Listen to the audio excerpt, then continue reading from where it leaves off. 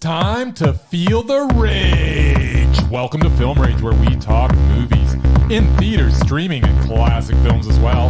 Directors and actors beware, as you cannot hide from the rage. My name is Bryce, and I'm part of the Film Rage crew, which also includes Jim. Hey, Jim. Hey, Bryce. And Murray, who's gonna live forever. He's gonna learn how to fly high. He feels it coming together. People will see him and cry. He's gonna make it to heaven. Light up the sky like a flame. He's gonna live forever. Baby, remember his name. Remember. Hey there, Merman. Oh, is it my turn now? It's always Mr. Sinatra? So with the introductions out of the way, let's rage on. Oh, baby. Love me the singing for Myrrh. Well, thanks to all who've been supporting us. If you love our independent podcast, please like, subscribe, share, and give us a 5-star rating on your listening platform. Or support us and join the Film Rage community by joining our membership at buymeacoffee.com/FilmRageYYC. If you cannot commit to a membership, you can still buy us a movie rental and dare us to see a terrible film. And you know what? We'll watch it. Now, let's get to raging. But first, a word from our sponsor. Good segue.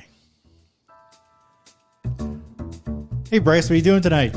I'm going to my favorite cinema, Canyon Meadows Cinema, to see the best second-run movies at the best price. What? How inexpensive are they? Regular price is $5. Regular price is $5. Makes me hope they also serve pizza. They do, plus a lot of other great food choices. Plus, I'm planning my office Christmas party there. They can host a plethora of options for any get-together. Gaming, movie, drag show. Drag show? Now I know where I'm planning my next party. Hey, maybe you think there's a Liam Neeson or superhero movie planned? I hope not. But maybe there'll be a great independent documentary. Sure.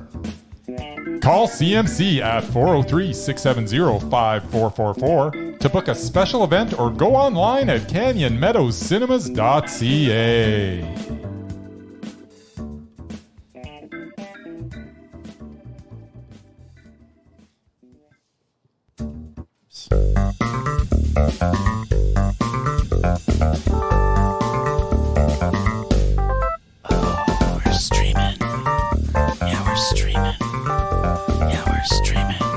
And doing what? We're streaming, Jim. Even Murray did some streaming on the weekend. Nope. Oh, apparently not. You poopy. We're not singing for you next week for that, Murray. Well, please tell me that's true. Yeah, we'll always sing for Murray. Won't we, Brycey? Maybe. All right. All right, so we started by streaming a movie on Shudder. Dum-dum. It is an animated film called The Spine of Night. Yes, it is. Yeah. The Spine of Night is an animated epic fantasy film set in a magical land that has witches and violence and nudity. And in short, this film definitely was not made for me. The story of a witch who has special powers with the help of some sort of boa made of some purple plants that apparently if you are wearing it, you have to be naked. Although later in the story, a dude started out naked with the purple plants around his neck, but then later he was wearing clothes, so I don't really know what was going on. And there are like people dissolving and limbs and heads are being chopped off. And through it all, I was bored to tears. I am really not into this kind of thing, so I kind of feel bad giving it the rating that I have to give it. But for me, this was a not at all made for me rage. Well, isn't that cute? Murray, you should have seen this.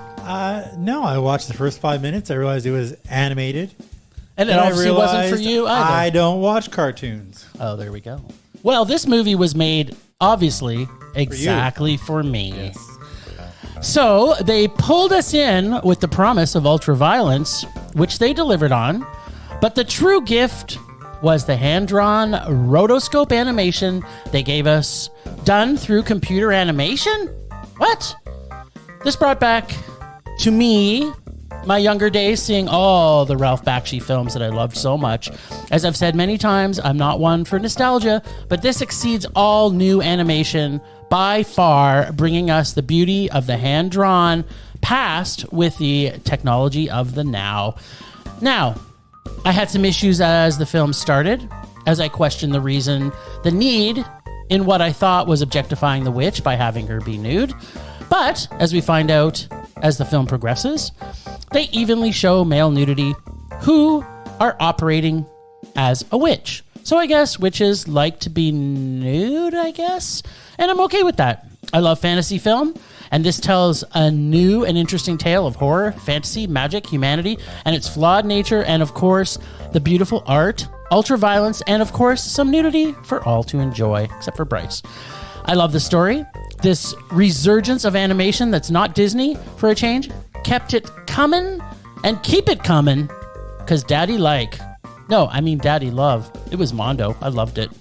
Yeah, it's not for me, man. Well, you know that it's important that you know what's not for you. Yeah, I feel bad giving a range because I'm sure that there's lots of people that enjoy this type of thing that would really like it. I'm sure there are plenty of fanboys and nerds out that's there me. who probably loved it. I just did not get it. And, that is what it is. We know this about you. You are not a fantasy fan. Like, I you do hate not. fantasy. Yeah, fantasy is like your least favorite genre. And fantasy is one of my favorites if it's done right. And this was done very right for me. And I love that old animation, the hand-drawn rotoscope that they have. It looked cool. I'll give you that. The colors, the color palette, the drawing, it was fantastic. I know, it's not your type of movie. Yep. Murray, I'm disappointed in you. There was nudity. I thought we could have kept you in. And a promise of ultra-violence. Dude, I watch 11 movies a week. That's all And you I'm gonna say. can't watch some nude and ultra-violent It cartoons? was a cartoon. I don't watch cartoons. Okay. Not at all, hey? Nope. Not one? Not even The Simpsons. Have you ever seen one in your whole life? When I was a child. Did you watch Toy Story? First one. There you go. First two. So Murray is now Like 20 years officially ago. a liar. 20 years ago. The last 15 years I haven't. Liar. Okay, so he only doesn't watch them in the last 20 years. Yes, since I'm a grown-ass adult. Yeah. But they had boobies in it for adults. Whatever. Okay. Well, I guess that's all we streamed. That's it. Now we went to the cinemas. Yeah, unfortunately. I love this music. We got to see Run, Woman, Run. By director-writer Zoe Lee Hopkins, and stars a bunch of amazing Aboriginal people. It was great to see films with Indigenous voices, music, and all Indigenous cast. I loved seeing Dakota Ray Hebert in the role of Beck. In this, her humor and realness in this, in my opinion, role were really natural and made me fall in love with her character. Also, big fan of Lauren Cardinal. In anything, it's always great to see him. A lot of the humor hit its mark through the beginning of this film, but as the film progressed, it lost its humor and moved into a serious family drama. The issue I have is the transition to the family drama seemed too abrupt and not at all natural. The story is not new or that original, but seeing Dakota Ray Hebert drive to the mailbox time and again was fun and satisfying. I really liked the first third of this film, but the last 2/3 was at times rushed and hard to digest. Another issue, as you all know, is my hatred of memory flashback montages, and there was quite a few memory flashback montages in this film. Film was a little bit too Hallmark moment for my liking. Funny was pretty funny. Dakota Ray Hebert was awesome in my opinion for this film for the most part. I didn't hate it. It was a meh. Well, I could not disagree more. Oh no. Apparently, we missed this gem during the festival last fall. Yes, we did. Which is a shame, because I absolutely loved this film. Ooh, there you go. First off, the main character was charming and funny. She was like wait a minute, that's exactly what I kind of said. She So was you like couldn't- yeah, but that's where you stopped. She was like a female version of me. From her love of Boston cream donuts, to driving to get the mail. Yes, I do that too. To her pessimistic and sardonic wit. I have not taken up running, nor will I ever do that. But this character was very endearing to me, which led me to cheer her on. The story was funny, sad, heartwarming. I also loved the proud representation of the First Nations people, which I also belong to. And who wouldn't want Lorne Cardinal as a dad? I sure do. Except we're the same age, I think. One of the nicest guys I ever met, by the way. This was a freaking mondo. All right. All right, Bryce, Mr. Party Pooper. I sense he doesn't agree. This is the all rage episode for Bryce, I think. I think it is too. The film did not resonate with me at all. I did not get why anyone was reacting the way they were to each other. The humor fell flat, and I really did not like any of the characters. The romantic angle was head-scratching. Whether I'm talking about the daughter's romance or the father's romance, it does not matter, as they were both equally unrealistic nonsense. Every scene is contrived, and nothing in this lands. And her spirit coach made little sense at all, and how could he possibly help her with her sports bra? I did not get that or anything else in this film. This was a rage. So, is it because you don't often shop for sports bras? He's a spirit. Why did he call him into the dressing room? Why not? What? And then said, like, keep your eyes closed. Like, what? Is that funny? It was kind of funny, yeah. Oh, okay. There are ghosts out there too. They help people with sports bras? No, but they sometimes How's he gonna help her? Why not? They're able to How? do things on the physical plane. Because he's... They whip up like 'Cause he's an cabinets and athlete. stuff. Like they have some powers. He probably had to wear, like, I'm thinking for him, they didn't have sports bras back in the turn of the century in the 1900s, but they probably would have had something that could keep his boys not hitting his leg, because, similar concept. He didn't have a bra, but he had some kind of tighty-whitey to keep his balls, from flopping around like she had to keep. So he kind of knew a little bit about athletics. Yeah, I'm done contributing to this conversation. Well, that's too bad. Well, apparently we were completely at odds through that film. We were. This could be a great episode, people. Stand by as this projection towards the end of our podcast is we're going to disagree on every single thing. I'm pretty sure we are. Starting with the next thing, which you thought you heard rage before. Just wait till the next movie. The Lost City, which was the only major movie coming out this past weekend. With Sandy Bullock and Channing Tatum. A reclusive romance novelist on a book tour with her cover model gets swept up in a kidnapping attempt that lands them both in a cutthroat jungle adventure. I was looking at the anger on Bryce's face. It's even more exciting seeing it when we watch movies together. So this movie was the very definition of a popcorn movie. When you get a bag of popcorn at the concession, you forget to tell them to layer the butter? Same thing with this film. That's why Bryce didn't First get it. half was light, bouncy, fun, highly entertaining. Sandy and Tatum had some nice comedic moments, and Brad Pitt was freaking brilliant. Unfortunately, the laughs ran out halfway through, much like the popcorn at the bottom of the bag. Then all you're left with is the salty, greasy mess and a few unpopped kernels. It was a fun movie, just a meh. That's the nicest thing you're going to hear about it. Murray. You think I was going to give it a mondo? I'm disappointed. Okay. I like action movies. I know. I'm not afraid. I know. All right. Sandra Bullock and Channing Tatum star in a film that desperately wants to be funny but fails miserably. The story of a writer of romance adventure novels finds herself in a jungle adventure of her own as she is kidnapped to translate some ancient language to find some treasure in a lost city, and it was as bad as that sounds. In fairness, I laughed twice. In its 1 hour and 52-minute runtime. That is one laugh for every 56 minutes. that is not good for a comedy.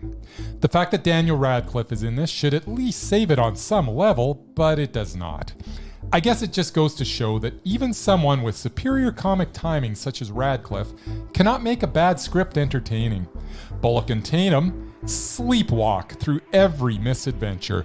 Brad Pitt shows up early on as well, and fails to deliver in a brief cameo that should have been able to write itself for at least a few laughs. And yet, I sat there stone-faced and unamused. The movie delivered on half of what it promised as light entertainment, and while it was definitely light, it definitely was not entertaining. It was a formulaic, Romancing the Stone ripoff, and it was a rage. Big surprise. Nice. This was awful. Very nice. Says you. So, every generation has its action-adventure romance comedy film with a damsel in distress and a macho dude there to save the day with the power of comedy and irritation. From Romancing the Stone to African Queen, and then even more fantastigorical, we have The Bounty Hunter. Right, Bryce? No. Okay. But finally, we get the Sandy Bullock and the always sexy Channing Tatum. But most importantly, we get my man, Danny Ratty, in his first supervillain role. That's not true. Who was a supervillain with what else? He was in Now You See Me Too. He was a supervillain? He was a villain in that. He wasn't a supervillain. Well, he was rich and he was a villain. He was just a villain. He was the same character. He's a supervillain. Whatever. As with mostly all rom-com action-adventure flicks, as previously mentioned, the plot and story were terrible and predictable, but the awesomeness of Brad Pitt and Danny Ratty, along with the total sexiness and funniness of Tatum's, were pretty hilarious for most of the first half. In fact, I would say the humor in this film pretty much hit the mark every time. The problem was there wasn't enough of it. True. And especially not in the last half. I found myself laughing a lot and still think Tatum's is a great actor and can't wait to see his next film. I just want it to be I just want it to be a drama and not an action. And Danny Ratty, there is nothing you can't do aside from a South African accent. It's true. It was a meh, because I did laugh quite a bit as the writing surrounding the humor always seemed to work. What? Yep. The story was stupid. Yeah. And there was a million times that they didn't get it right. Yeah. But it was funny. So yeah, it's a meh. It was funny. I laughed. Brad Pitt coming in was awesome. Exactly. How he goes away was funny. We don't want to spoil anything. I almost how he went missed away. the end credits because the credits rolled and I had to pee. There you go. I was out the door and all of a sudden I heard the music stop and I turned around like, oh, there's more stuff. You don't know spoilers though, Mur. No, but there is end credits, so don't leave as soon as the credits roll. Yeah, don't leave as soon as the credits roll. I thought that they had good chemistry. I know. Yes. This is another one that isn't a Bryce movie, but there was the comedy hit for me. I liked it. So freaking bad. Some of the funny things that we just have to recap, just so people know, was Tammy Butt stuff was very funny. That was one of the laughs. The cheese wind tunnel was pretty damn funny. No, that was super funny. Brad Pitt and Tatum's was always funny. He was funny the whole time. No. Sucking on his back like a Jamba Juice. Yep. No. I was just surprised you didn't give it a Mondo, Mur. That's what disappointed me. I wanted us to disagree on every movie. We already discussed it when the movie was over. It's like we both agreed that the first half of the movie was awesome. The second half was just as awesome as the first. That would have been a Mondo. But it kind of took a dip and it just got too serious. It became too much of a drama. Yeah, it got too serious. It got too serious. I wanted to laugh the whole way through, and we should have. Yeah, they made it serious halfway through. So what laughs? It was funny. There was a lot of funny. See, you have no joy in your soul. That's right. You're soulless or joyless, one of the two. We've already discussed this. Everybody knows that you're the evil one in the podcast. Yes, we all know that. Evil. You're the evil one who has. Didn't you say you were something before?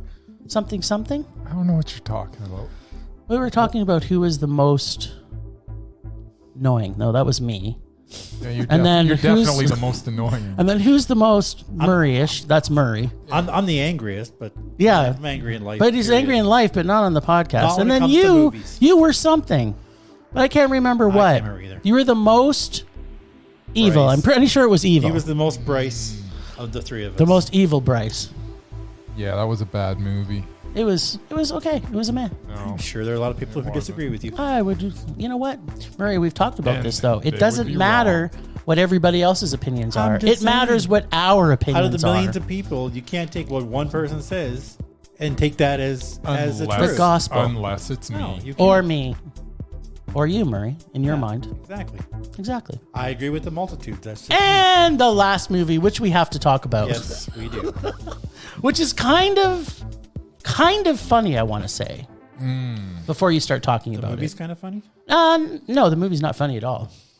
But what is funny about it is that Bryce got to see this last Yes. year at the festival, Yes. and now it's out in regular rotation. Yes. And Murray and I hadn't seen it, No. so that's why we're talking about it, Yes. because it's now out, Yes.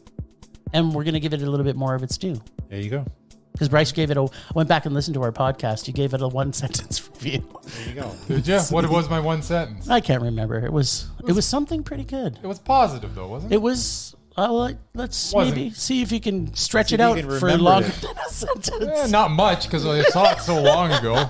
Well, you should have come and watched it again with us. There you go. I had stuff I Stuff had to do. I Yeah, know. yeah. He had to watch His life is so hard. some of the other terrible movies we made him Yeah. watch this week. All right, so The White Fortress is a sort of dark fairy tale mixed with a coming-of-age film. It introduces us to two young folks that are both looking to escape from their current situations for very different reasons. In each other, they find the solace they are looking for, but just like in real life, things are never quite that simple. Setting the story in post-war Sarajevo adds another layer to the tale. The performances from the two young leads are quite effective, as the desperation they feel is well conveyed. It is a story that has been told many times before, as the unhappy rich girl gets involved with the boy from the wrong side of the tracks. West Side Story. But in this case, it feels a little less contrived, like West Side Story. Nice. It is quite a powerful film, and it is definitely worth checking out. It's a meh. Okay. Then. I feel so much joy right now that I finally get to give a film a meh instead of raging about, like, man, did we watch a I'm bunch sorry. of crap I'm this sorry. year. Is or this week. our podcast called Film Man? I don't. It's No. not, but it was. It's called Film Rage. I feel a little happy. I'm so happy that you 'Cause got to give after so those- much rage this week. Three I had to review, or it just made me so. They were all. They weren't just bad. They were like they made me angry. Other than the first one, I which I love just it. didn't get. I love it that you get angry though. That's kind of why you're so endearing to us. Anyways, yeah, it's worth checking out. It's meh though. Yeah. Okay. Well, let me tell you what I think of this, because it could be completely different. Although my comment about it being a strong nursery rhyme overtones and symbolism through dogs and wolves on who and what each of our two love interests are is very similar to your nursery rhyme. The film is very slow building and done very well as the story unwinds. As it continues to build to the end of the film, it does a good job not letting us in any of the characters' true selves, as their cards are held, for the most part, very close to their chest. I really liked how the story slowly comes clear, and the ending leaves you with a strong sense of what happens to our male lead, but it's never really completely telling. And for this, I really appreciated it. I liked the canine symbolism throughout the film and the tie to Red Riding Hood. And through the filming style, it was varied and it was very creative. For the most part, I kind of really liked this film a lot. I felt that the biggest gaps were the clarity and the muddiness through the middle of the film, and the full character developments of the characters at times through the middle part of it. It was like they kind of kept on the stream, and then it was like they kind of added in other characters that you didn't get enough to see them about. So it was the character part, and you know, for me, character is everything. And so the two characters I think were done really well, Yep. but the peripheral characters weren't built enough to make this. I don't say this many times, but I wish it might have been a bit longer and a little bit more focused, because I did feel it was draggy through the middle. I really liked it. I liked the creative storytelling, but not loved it. So yeah, it was also a meh for me. Wait a minute, what's happening here? We finally agreed on something. God. Let's see what Murray, can he make it a trifecta of meh? Well, let's see, Bryce. It was a foreign film that had subtitles. yes. Reggie. But this was a good foreign film that had subtitles. So yeah, as they said, Jim and I missed this one at the festival, though apparently Bryce did manage to catch it. I did. Since there was practically nothing else playing over the weekend, Jim and I checked it out. I'm glad he was there, and we were the only ones in the theater. Yeah, we were. Because screening. I didn't get most of the symbolism. What was the deal with the dog? We'll talk about that. And had to have it explained to me. That's not usually a good sign. Yeah, but There was some potential for action and danger, but that didn't really deliver. I kept waiting for something bad to happen. I mean, the guy worked for a gangster. It did happen One at the who end. ran a prostitution and human trafficking ring. And he was dating the daughter of a high-ranking politician who was rich. Like, something bad should have happened there. It did. In the end, it was basically a Romeo and Juliet story with a confusing ending that Jim had to explain to me. Visuals were cool. It was nice to see parts of Sarajevo. But yeah, it's just a meh. What? Meh. Yeah.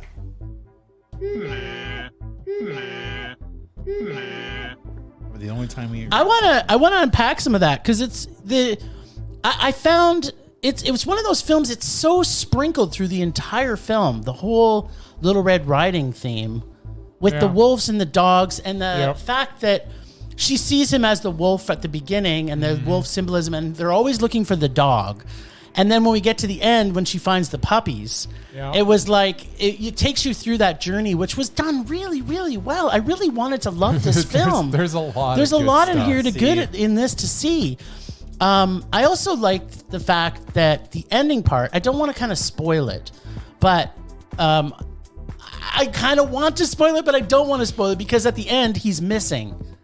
And I'm kind of interested for people who see this. If you're listening to our podcast, let us know what you think. We're going to talk about this offline, and maybe we'll talk about it next week. So it gives you a whole week to watch this movie, and then we'll maybe talk about some spoilers. Because I thought it was done really well. I thought the ending was almost perfect. Yep. Murray's like, no, because I had to explain it to him. it was 90 minutes. That was perfect about it. It was kind of perfect. It was 90 minutes. Yes, it was. And just like the joy in our hearts, we all gave it a meh. Yes, we did. Temperature rising. Vision blurring. Rage taking over.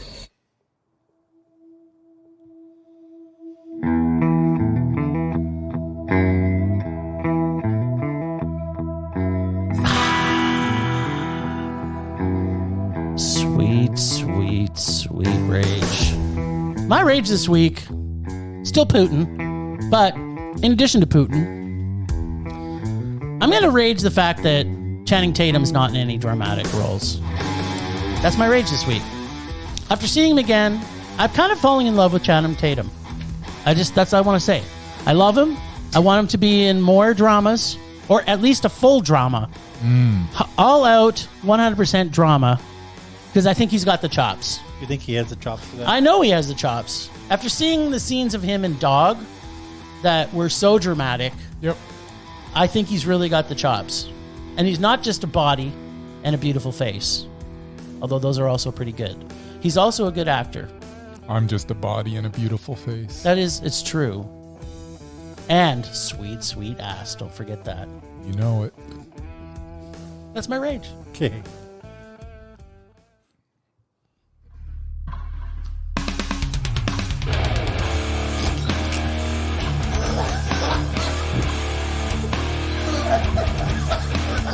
He's warming up his rage, folks.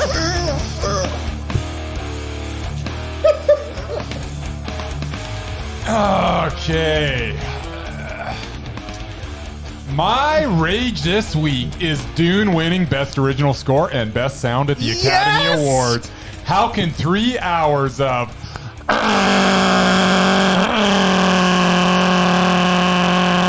Yes. Who called it? Oh, sorry. get an award for anything? It gets the award for me for the worst sound in the history of cinema. 3 hours of That is my rage. You know, if I actually cared about the Oscars, I would be even that much more excited. Although I did say it was fantastic. And they won, I apologize to 8 anybody that was listening to this with like loud volume there. But you just ruined hearing. That is what Dune was for You 3 need to watch hours. Dune again because it's not all they that. won 8 awards. They won every award. It's not. Yeah, They won every It award isn't. except acting. So It should win. It should have won Best Film. It won It like should 10 have won. different awards. Well, no, actually, No. Flea should have won it, but it wasn't even nominated. So. Yes. So there you Alright. go. That is my was it. rage. Okay then. Rage subsiding. Pulse slowing. Anger fading.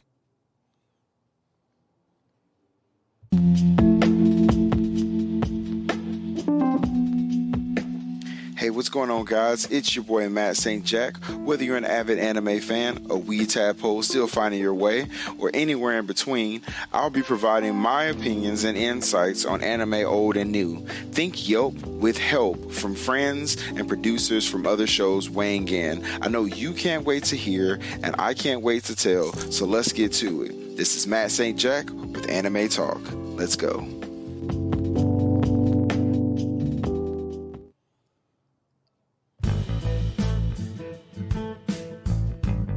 Are you gonna get this down to at least 2 minutes? No, not in the least. Bryce, make sure you hit the pause button on the recording when Murray gets past 5 minutes. Well, you both knew it was coming. Yeah, we knew. This weekend was the award show of all award shows, Yeah, the Academy Awards. Yeah. Bryce already talked about it. yeah. Look, Why'd you don't open worry. that door? You're gonna Don't like. mess. You're gonna like this. I don't think I You Go may anyways. enjoy this. I don't think This so. week's Many Minutes is called "Things I Hated About This Year's Oscar." What? This is. Wait, hold on a minute. This could be the best Murman Minute ever. Yeah, if you let me get a word in, yes.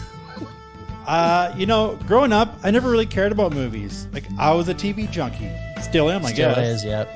I had only one tiny theater in my hometown, which recently burned down. Had a drive-in, but usually fell asleep in the back seat. having movies sex. like Gandhi. I was 4. Oh, And movies like Gandhi and Out of Africa winning, no wonder. Now I make my living in the Good film movies. industry. Doesn't mean I love everything that comes out. And once again, a movie I've never seen nor care anything about won Best Picture. I saw In it. fact, it's good. for the Very last 7 years, I haven't liked the best movie of the year. Murray, you'd like this movie. Birdman in 2015 was the last one that I actually enjoyed.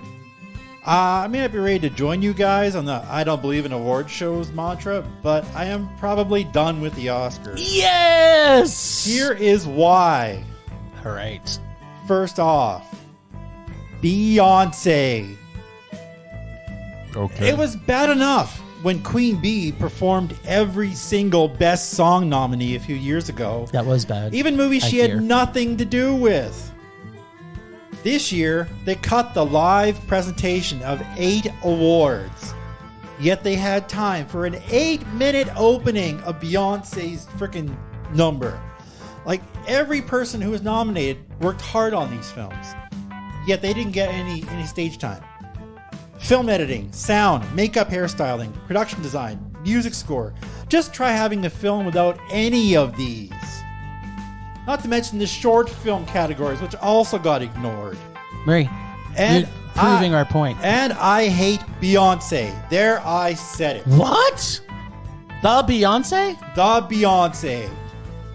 No. Next up, people who don't belong at a movie award show. Oh. This list is long and distinguished, but as Slider would say, so's my Johnson. Wow. That's a Top Gun reference for y'all. Ugh. Tony Hawk, Kelly Slater, Shaun White. A skateboarder, a surfer, and a snowboarder. 3 guys who have never made a movie. Yet they did some half-assed Bond tribute. Sean P. Diddy Combs introducing the 50th anniversary of The Godfather? What the hell? And the cast of White Men Can't Jump. Wesley Snipes, Rosie Perez, and Woody Harrelson. 3 people who have never won nor will ever win an Oscar. What? Nah, Woody wh- could- I wouldn't go that far. Yeah. I want to add Reba McEntire and Billie Eilish too, but at least they performed. Don't even get me started on DJ Khaled and his incoherent screaming. And Lady Gaga presented the final award of the night for Best Picture. What? I love Lady Gaga. That sounds good. Freaking Gaga. I like her. What am I watching, the Grammys now? What? Murray, she's an actress. Whatever. She was in House of Gucci. She's not only an actress, a fantastic actress. He doesn't like Lady Gaga. You wonder why I can't get it under 4 minutes, because you guys keep interrupting me. Next up, it's the sexual double standard. Uh-oh. Remember the Me Too movement? Yes. How could you not? Well, Regina King and the producers of the Oscars must have missed it. 2 examples. Regina called up a list of men who had to get retested for COVID. Basically a list of men she drools over.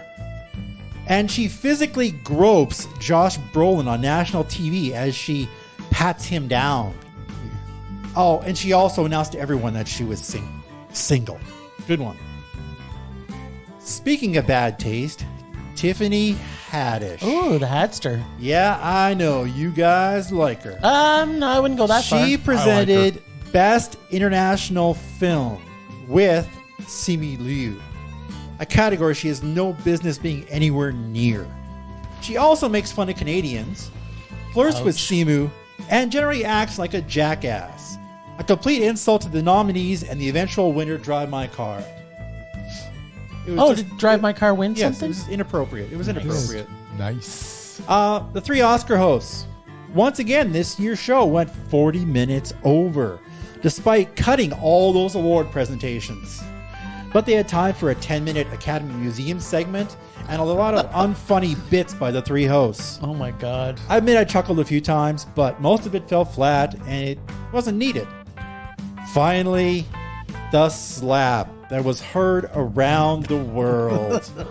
Chris Rock, one of the worst Oscar hosts ever, insulted Will Smith's wife, Jada Pinkett, by referring to her as G.I. Jane 2 because she was bald. Smith walked up to the stage and slapped him, and then started to curse him out.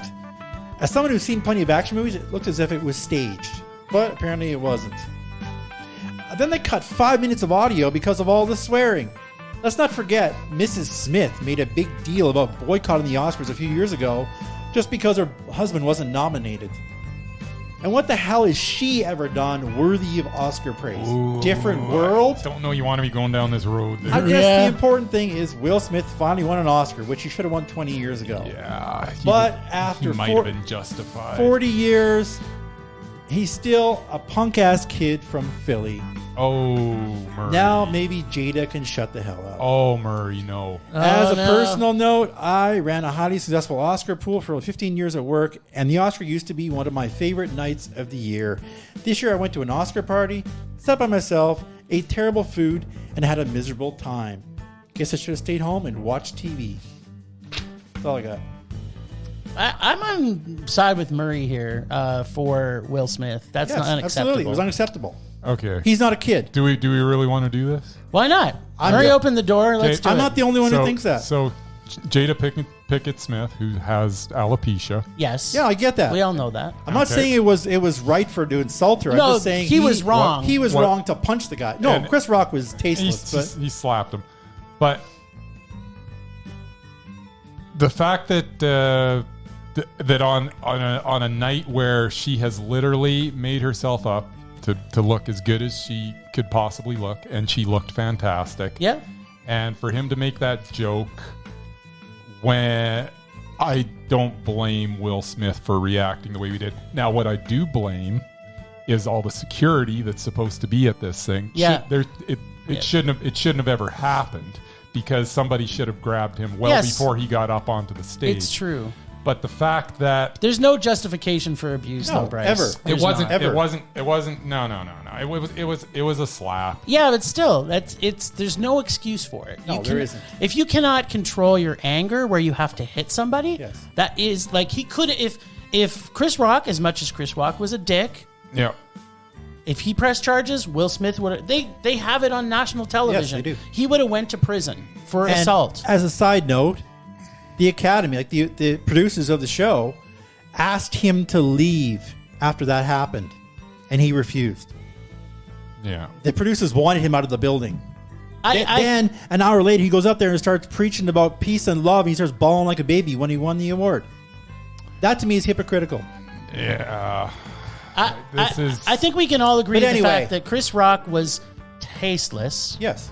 And that Will Smith had a good reason to be upset. Yep. But there's never, I'm never going to admit that he has the right to slap anybody. And I'm not saying that, but it never should have got to that because it should be on the Academy. That's more of what your point is that Did they the write Academy his joke? allowed it to happen. They probably didn't write his joke. They see this guy walking up to the stage and they're just going to let him go up there? Yeah. He knew he didn't have anything good in his heart at that moment. Exactly. So this never should have happened. It was an emotional night. It was. Ultimately, the true story of this is that the Oscars are a waste of time. They have been the entire time. They 90% get it wrong, and the whole Academy is a joke. I used to enjoy it.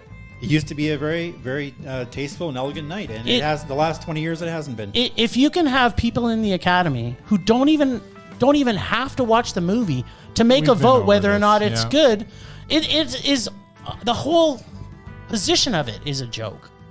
No, and this just kind of it was an MTV award. That's what whoever produced the Oscars this year basically it looked like an MTV award. What's the? That's usually where fights break out. What's the award awards. Show where they used to slime people? That's what they need to bring back to the Oscars. Yeah. That's what they really need. They could slime people. The world would be a better place. Yeah. No, I had a lot of rage this week because of that. Apparently, it wasn't just Will Smith. It was the whole thing because it was something I loved. Something I loved for most of my life. Hopefully, you can join us in our hatred of the award shows. But they need a different producer. They need someone who actually has some respect for Hollywood. This guy obviously didn't. He treated it like a freaking MTV award show. It was, live DJs. I'm glad I haven't seen it in like 7 years. Anyway, I didn't see a second of it this year. So yep. I woke up the next morning, saw the winners, said, I wasn't unhappy with any of them, to be honest. They were all fine. Well, the nominees were all good. So. The only thing that shouldn't have happened is, Flea should have won for something. That was that should have been your rage this week. Encanto won for Best Animated Feature over Flea. Yeah, well, and a Bond movie won for Best because I didn't Song. Read them and I didn't care because I already gave the most important award of this year out when I gave Flea the best movie. You did indeed. So that's that. The lists. So, Trial of Chicago 7. It's a little bit of an unfair fight this week, I think, because we didn't get a lot of John Carroll Lynch in this. No, but we did get one scene that he was good. Yep. Where where he decks the. Yep. Yeah. But we got a lot of Mark Rylance. We did. And unfortunately, and the one scene where they're kind of chatting with each other when they're all in that group here, and he says to David Dellinger, he says, "You sat out World War II? Even I want to punch you in the face." I know. Okay, that was like a knockout right there. You know who I'm picking.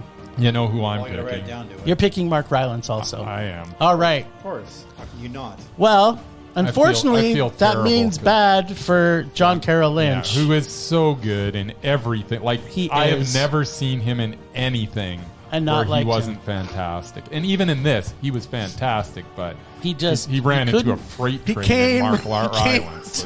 Mark Rylance. And lucky for us, we put him on last week. And I'll admit wasn't even the best thing about the movie. Yeah, and I'll admit that that watching this movie for a second time, I enjoyed it a lot more than I did. I think so too. Actually, I don't know why I didn't. I know we both gave it Maz when we first saw it. I'd almost changed my. Now that I've watched it again, it was a mondo. This was the first time you saw it, though, Mur, right? Yeah. Did you watch the whole thing? Yeah, of course I did. What would you give it? I don't know if I give it a mondo. It's pretty close. I mean, like I told you, I've been fascinated by the 60s pretty much all my life. Like, I was born in 1971 and just... It's the free love, isn't it? Well, it was just the Vietnam and the protesting and everything, the whole decade. But ultimately, it was the free love. 69 was like the where everything came to a head. But I mean, yeah, it was a very turbulent decade. So yeah, I enjoyed it. And I have to actually admit it. Sacha Baron Cohen, probably my favorite movie he's ever been in. What? This is so good. He was very good. He's great in everything he does. I don't like him. Everything. No, not absolutely everything. But he was very good in this. And it's a good thing that he's not on the Mesmerized list, or we might have lost Mark Rylance too. Oh no, Mark Rylance over Sacha in this? No way, Mark Rylance. Okay, well, I'm glad to hear that because I'm glad Mark Rylance is finally. I probably would have. So this is the first person. Sasha. This is the first time we've had a knockout. We need a sound effect for a knock.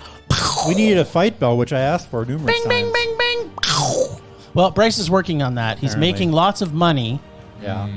and then Is he's he? going to buy us an A add-on. new soundboard. Or if anybody's listening, just go on our Buy Me a Coffee and buy us some coffee. Well, buy us us a a movie soundboard? rental, and we need a soundboard so we can have some Yeah. Okay.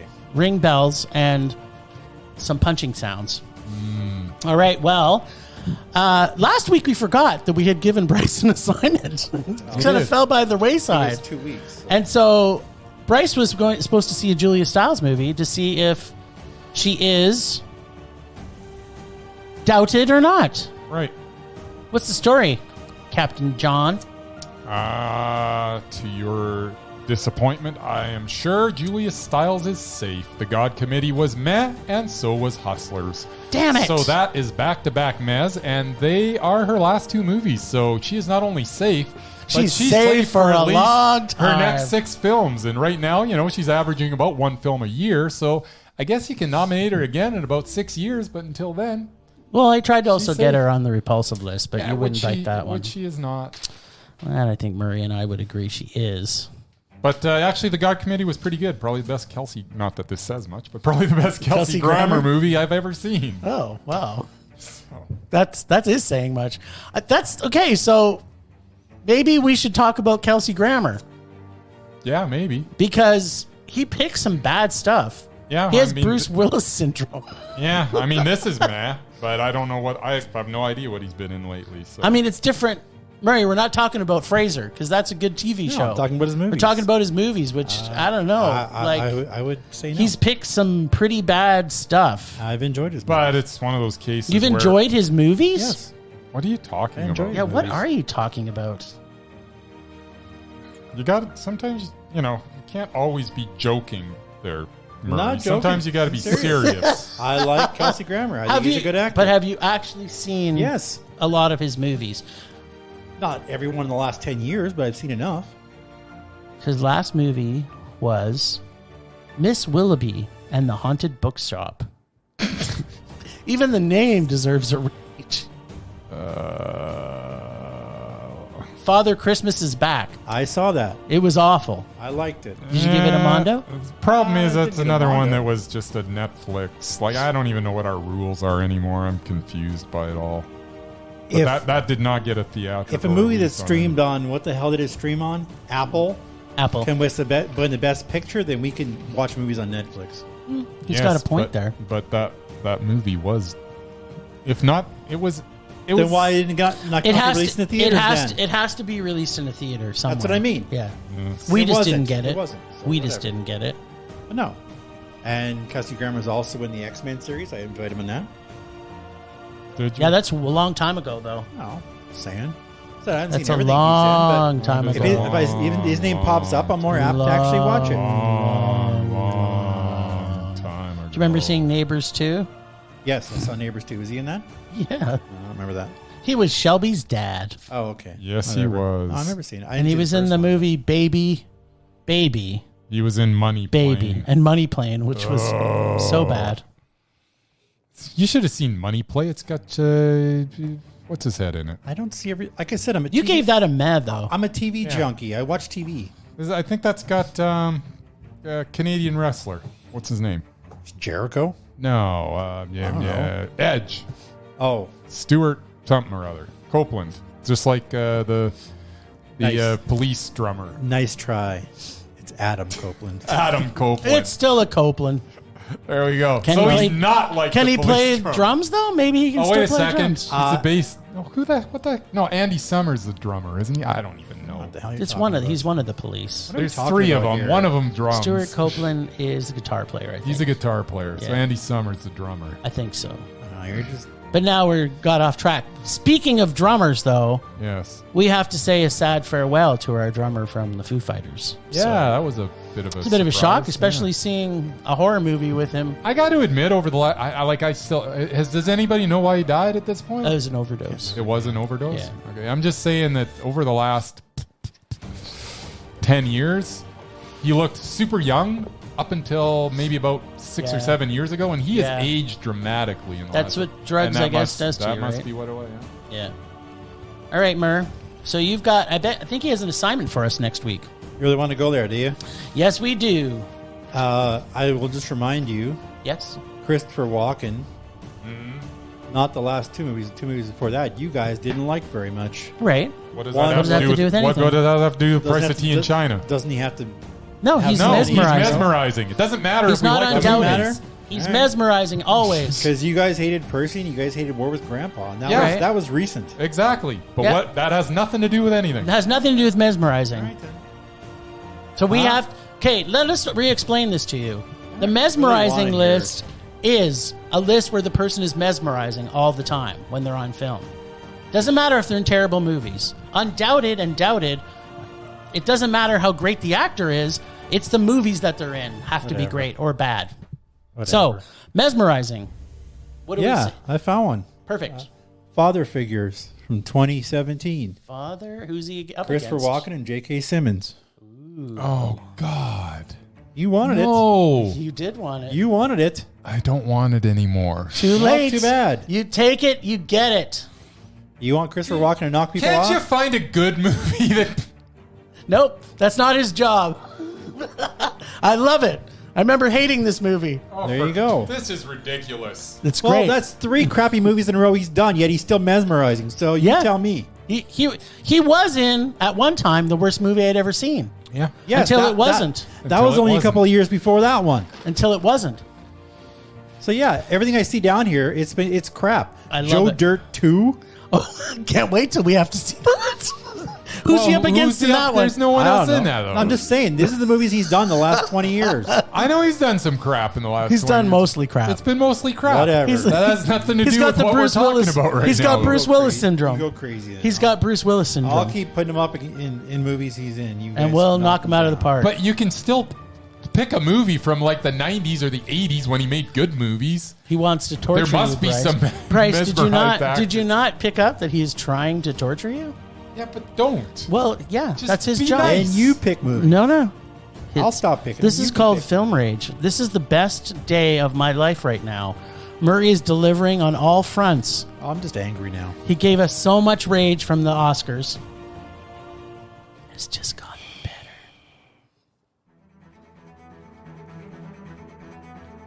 All right, last time on Rage or Dare, Jim was too afraid of Bryce's bag to pull from it, so he chose to take the action-packed double team from the Dare bag from our Ragers. This week, the boys are back to double teaming the Dare bag, or can they take a scoop of delicious ice cream bag of goodness from mine? Let's check in with Jim and see how many minutes it took Jean-Claude to do the splits, or whether Dennis Rodman joined him in the splits, or he just keep doing what he does best, being awesome. Really? Yeah. Yeah, Rodman's pretty Dennis awesome. Rodman. Denise Rodman is fantastic. It's Rodman. I don't know what god or devil dreamed up the combo of Dennis Rodman and Jean-Claude Van Damme, Match but made I in am heaven. now praying to them both to make a sequel happen as soon as can be. This film is the epitome of good bad, with cheesy lines, terrible action, car explosions, CGI, a story that's nonsensical, and a competition in who's the worst actor in this car wreck of a movie. And I mean car wreck. The story, plot, whatever you want to call it, was so badly patched. I mean, edited through every scene did not make one sense to the next scene. So yeah, it was really bad, but neither did the dialogue, so it really didn't matter. It's truly horrifically comedic. Nothing made sense to the movie in the film to move forward, either the film or plot or whatever you want to call it. I'm not really sure, but then again, who cares?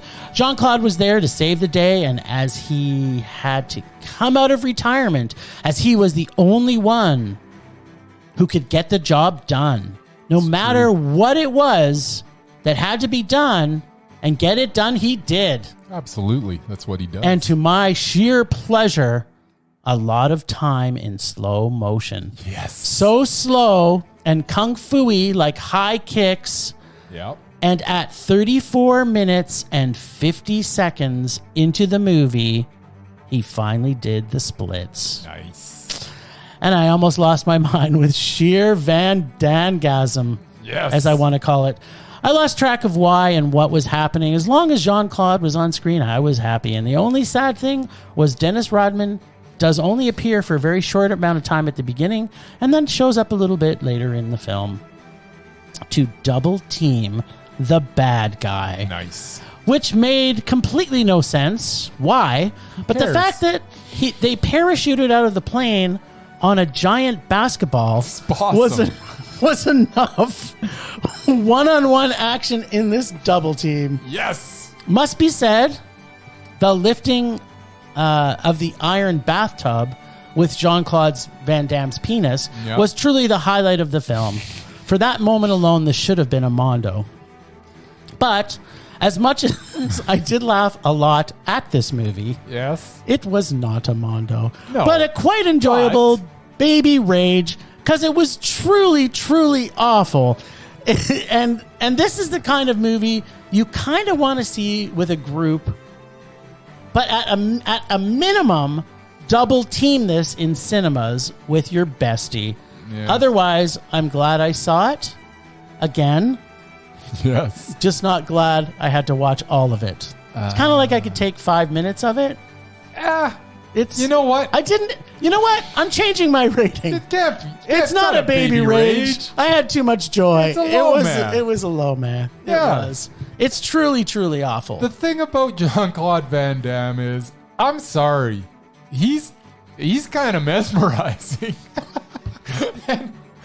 Because he's so bad. I know, but and that's what makes his movies so watchable. You know the sad thing about it, and I think I maybe have admitted this before, but I'm going to admit it now because I had to watch this movie, was that when I was younger, I saw every single one of his movies. It was a thing. All of our friends were like, okay, Jean-Claude's out. Me? We have to go see this movie. And it was a game. It was a game for us. We'd all put in money as to when he would do the splits in the movie, and the person the closest to that time would take all the money. I think I had the biggest belly laugh that I've ever had in my life in a Jean-Claude Van Damme movie. There's a scene at the end of, I think it's Lionheart, where all of a sudden, I think this kid thinks that Jean-Claude's gone away and he's gone forever. And then all of a sudden the camera pans up this hill and this super dramatic music starts playing, like the most dramatic music ever played in a film. And Jean-Claude Van Damme comes running back over the hill, slow motion back to the kid. And I laughed so hard, I thought I was going to wet my pants. It was the best. Since then, I haven't missed a Jean-Claude Van Damme movie. And I haven't either. And they've all been terrible, and I've loved them all. The Van Damme-gasm? I didn't like action movies in the 80s. That they were all stupid. What? Yes. They were all stupid. No, I mean, but this was a whole nother level of stupid. Yeah. Which made it great. Stallone, Schwarzenegger, Jean-Claude, they were all the same to me. They were all the same movie. To me, there was a hierarchy. Yeah. For me, it was Arnie was on top, then Van Damme, and then Stallone was at the bottom. Arnie made good movies. He did. Yeah. He made bad movies too, but he made some very good movies.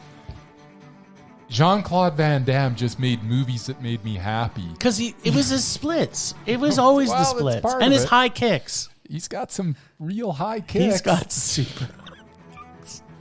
All right, Murray. I think we're going to take some ice cream from you today. Give me that. Give me that bucket of goodness. Is there anything in there? I haven't refilled it in a while. Is there anything? Oh, I'm sure there's something. Oh, baby. I thought you were going to pick from the other bag. Yeah, well, we had the choice. I'm going to pick from Murray's bag. I haven't gone shopping yet. Well, you got there's a few in here. Be prepared, people. What do we got? We're going to watch a movie called Hollywood Homicide. I know what that one is. Is that I don't Josh know what that Hartnett? is. And Mr. Harrison Ford. It is Josh Hartnett, isn't it? Nice. I actually remember stuff. Wow. All This right. sounds terrible. It gets 2 thumbs up from Ebert and Roper. So it sounds terrible. Earl Dittman of Wireless Magazine said, Hollywood Homicide will keep you on the edge of your seat with its adrenaline-pumped action. Somehow I don't believe that. I don't either. How much did that cost? $1? 2. $2 whole dollars. $2. I've heard it's Harrison Ford's worst movie. Regular price, $2. Dwight $2. Yoakam's in it. Who doesn't love Yoakam? Other than, Everybody. well, Dwight Yoakam's all right. And And Martin Landau is in it. what? The Academy Award winning Martin Landau? That's the one. Huh. And then wait, wasn't he in that terrible Canadian awful movie as one of his last movies? Yeah. Let's not talk about that. Nice. I'll hand that over to you, Jim. Ugh. I don't think we've had an episode with more rage than we've had this week. We've earned our title this week, people. Thanks, Ragers, for listening. Thanks to all the extended Film Rage family, who you can find in our show notes. Find us on social media everywhere at Film Rage YYC. Check out everything Film Rage at filmrageyyc.com, including our merch site for Redbubble and TeePublic.